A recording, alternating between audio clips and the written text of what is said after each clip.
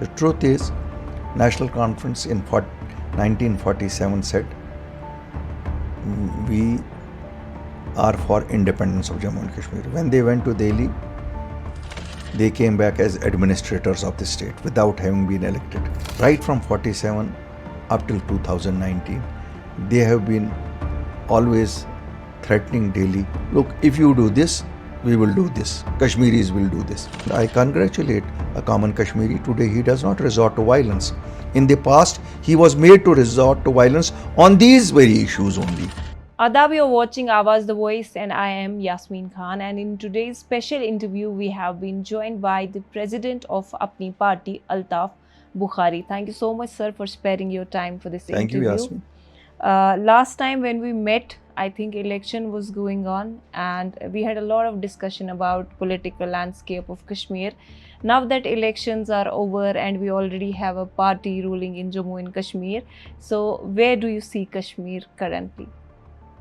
Fortunately, I can share with you, Kashmir has two aspects. One has been always the security aspect, another has been the governance aspect. I would say on the security aspect, if I rate it on a scale of 10, it is at 9. Okay. And if I rate it at the governance scale, it is almost at 5. Okay. So does this apply to both LG administration and No, national the LG administration has been largely taking care of only security. Okay. And rest is the mandate of the elected government. I find elected government wanting in delivering their manifesto, in delivering to the needs of the people and aspirations of the people vis-a-vis their daily lives. Yeah, but National Conference has been continuously saying that we have two power corridors. One is LG administration running the entire scenario in Kashmir. Another is the bureaucratic setup that's actually, taking control of Kashmir. Now that they are left with few options to control, he's saying that it's not possible to govern in such atmosphere. So if you would have been wearing his shoes in his situation, what would you exactly do? Yasmin ji, when any student sits in an exam, he knows which exam he is sitting and what would be the result after the exam. When National Conference or all of us, when we participated in elections, we knew that we were participating in elections where the captain of the team was LG. Okay. And the chief minister would at best be the vice captain of the team. When the team wins or loses, it is a collective win or a loss. Unfortunately, since they were used to playing solo, now that they have to share certain powers, which essentially is only related to security aspect. Okay. Or the home department, I would say. The rest is all with the elected government. So this is only an excuse behind which they are trying to hide themselves. At best, you have to make a proposal where it is financial sanctions beyond a limit.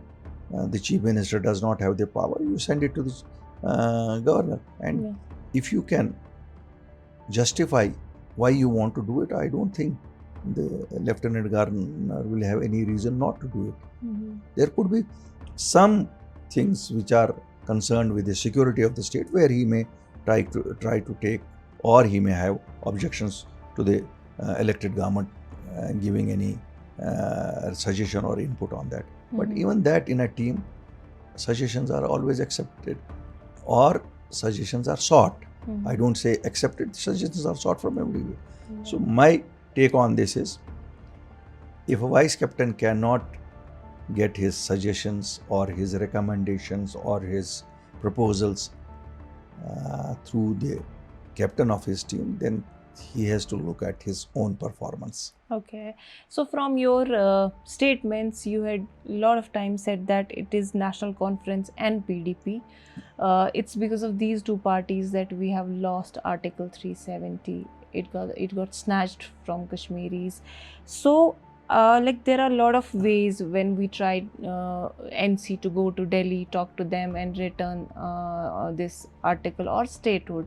But do you think this is practically possible?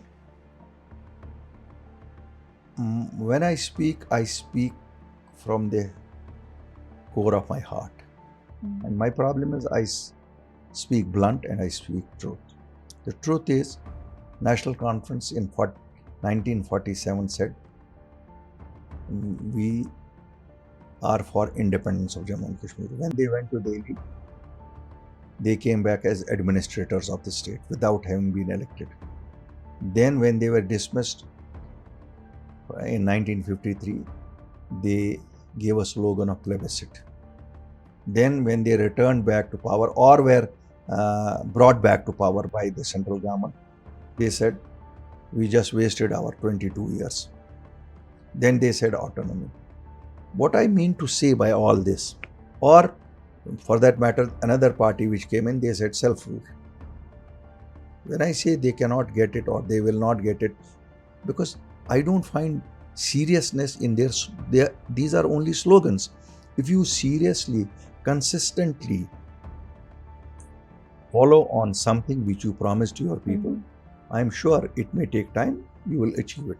But going by the history of National Conference, right from 1947 till up till date, I have not seen that they are serious on it. Okay. And if you might have seen a statement from me, which many people are questioning me and saying, Altaf Bukhari, how do you say that apni party can get it?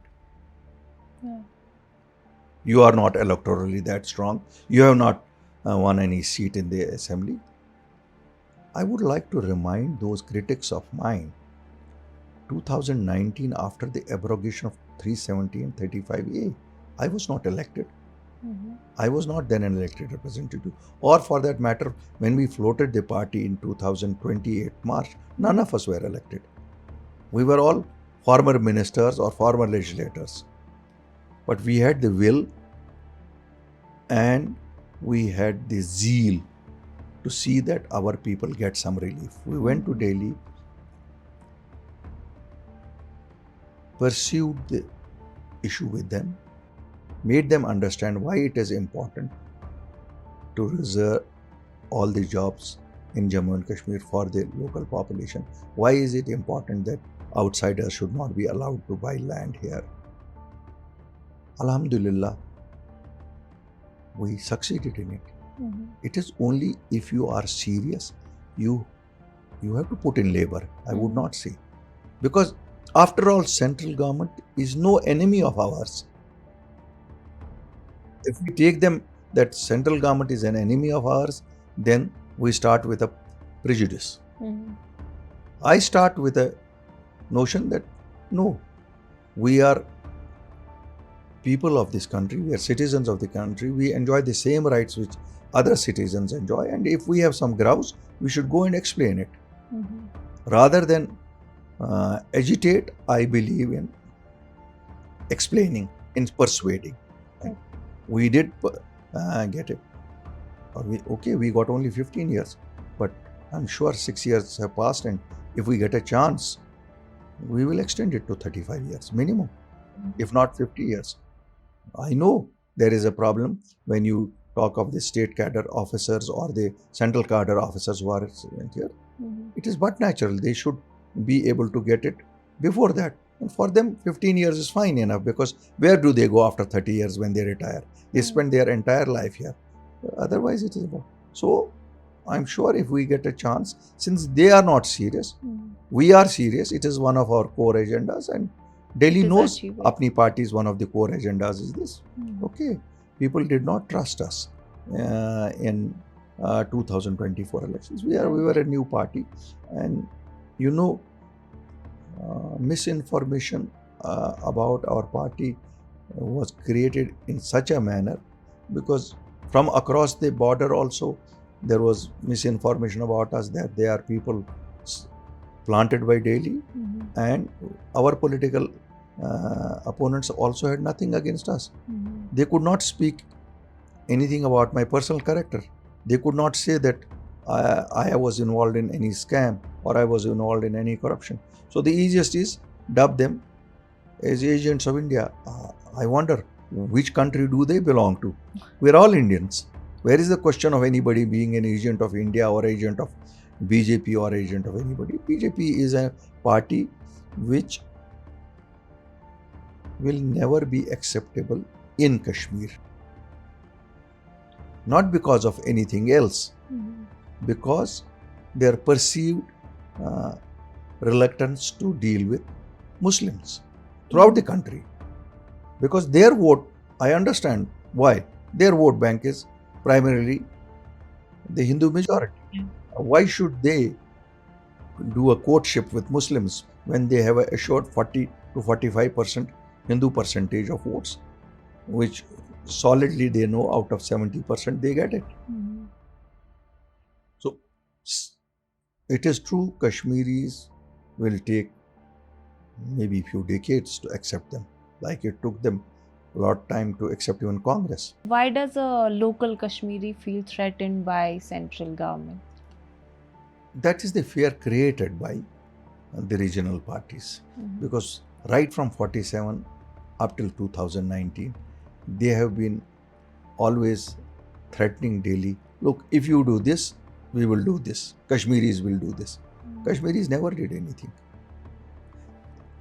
Kashmiris always felt betrayed by the people whom they gave mandate. Tell me, this government assured that in the first year they will employ 1 lakh people. Have they employed? They said we will give 300 units free. You have a government in Tamil Nadu which came in, first day the order was issued. They said we give 6 cylinders. They said we give 10 kgs additional. They said 70,000 daily wages. All these promises they made in their manifesto. And then there are issues.